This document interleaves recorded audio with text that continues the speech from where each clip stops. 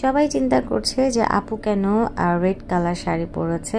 যাই হোক, আমি আমাদের বাংলাদেশে বারবি ডল যে অপুদি, তাকে আমি একটা কপি পেস্ট করলাম।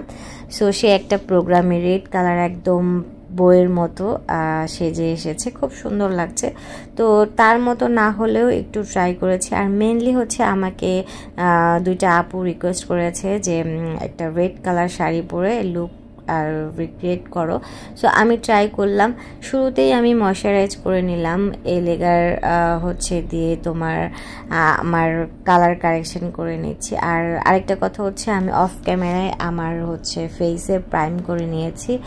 তারপর হচ্ছে ফাউন্ডেশন আমি ট্যাপ করে নিচ্ছি একটা বিউটি ব্লেন্ডারের মাধ্যমে। তারপর এখন আমি যেটা করব, কনসিলার। আমার কনসিলারটা হচ্ছে আমার আন্ডার আইতে আর লিডে দিয়ে নিলাম। তো এরপর হচ্ছে ব্লেন্ডার দিয়ে আবার একইভাবে প্রসেসে ব্লেন্ড করে নিচ্ছি।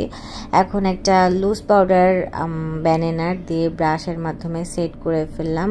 এটা হচ্ছে প্যাজেলের একটা শ্যাডোর প্যালেট, যেটা দিয়ে আইব্রো ড্র করলাম। আমাদের অপু দিয়ে হচ্ছে যে আই লুকটা করেছে খুবই লাইটলি আর নর্মাল একটা কালার আর শিমার। সো আমি ট্রাই করেছি আমাদের অপু দি যে বারবি ডল, তার মতো আই লুকটা করার। সো একদমই চিকন করে একটা নোট কালার হচ্ছে কাজল ইউজ করলাম। এসেন্সের একটা মাস্কারা, তাকে কিন্তু মাস্কারাও দিয়েছিল।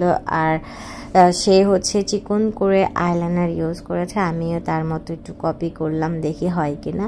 আর ফেসটা হচ্ছে ব্রোঞ্জ করেছে, কারণ অপুদির ফেসটা কিন্তু খুব গোল, মানে একটু হেলদি টাইপের, খুব ভালো লাগে। আমারও অনেক পছন্দ, একটু হেলদি ফেসটা থাকবে, মানে ফুলা ফুলা।